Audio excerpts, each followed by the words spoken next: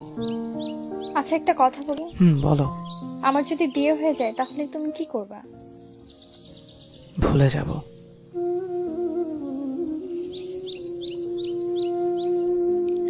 আমি যত দ্রুত তোমাকে ভুলে যাব তার চেয়ে বেশি দ্রুত তুমি আমাকে ভুলে যাবে। কিরকম?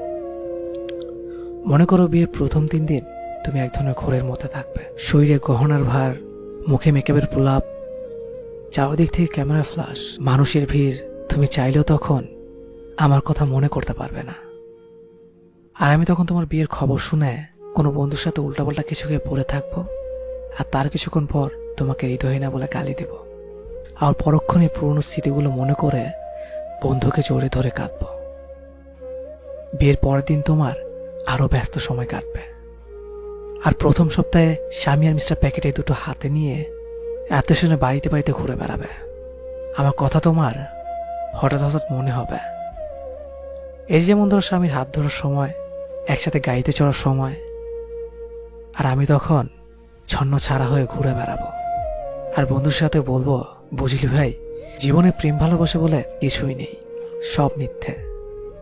পরের 1 মাসে তুমি হানিমুনে যাবে, নতুন গাড়ি পাবে, শপিং, ম্যাচিং, শত প্ল্যান, আর স্বামীর সাথে হালকা মিষ্টি ঝগড়া। তখন তুমি বিরাট সুখে।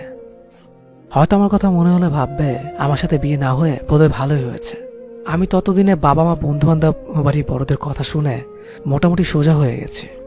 ঠিক করেছি, কিছু একটা করতে হবে। তোমার থেকে সুন্দরী একটা মেয়েকে বিয়ে করে তোমাকে দেখিয়ে দিতে হবে। সবাইকে বলবো তোমাকে ভুলে গেছি। তখনও মাঝরাতে তোমার SMS গুলো বের করে পড়বা, দীর্ঘ একটা শ্বাস ছাড়ব।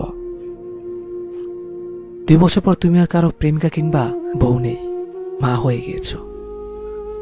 পুরাতন প্রেমিকের স্মৃতি, স্বামীর আহ্লাদ, ভালোবাসা, এসবের চেয়েও বাচ্চার ডাইপার, হামের টিকা নিয়ে বেশি চিহ্নিত থাকবে। অর্থাৎ তখন তোমার জীবন থেকে মোটামুটি পার্মানেন্টলি ডিলিট হয়ে যাব। এদিকে ততদিনে আমিও একটা কাজ পেয়ে গেছি, বিয়ের কথা চলছে, মেয়েও পছন্দ হয়েছে। আমি এখন ভীষণ ব্যস্ত। এবার সত্যি আমি তোমাকে ভুলে গিয়েছি। শুধু রাস্তাঘাটে কোনো প্রেমিক প্রেমিকা দেখলে তোমার কথা খুব মনে পড়বে, কিন্তু তখন হাতের শ্বাসটাও আসবে না। তাহলে কি এখানেই সব শেষ? না, কোন এক মন খাবের রাতে তোমার স্বামী নাক ডেকে ঘুমাবে, আর আমার বউ ব্যস্ত থাকবে নিজের ঘুমের রাজ্যে। শুধু তোমার আর আমার চোখে ঘুম থাকবে না।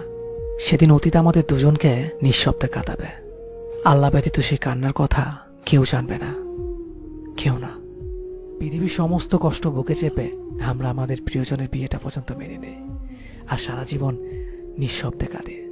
প্রত্যেকটা নিঃশব্দ কান্নার পেছনে থাকে হাজারো না পাওয়ার গল্প। সবশেষে একটা কথাই বলবো, পরিস্থিতির কাছে মানুষ বড় অসহায়,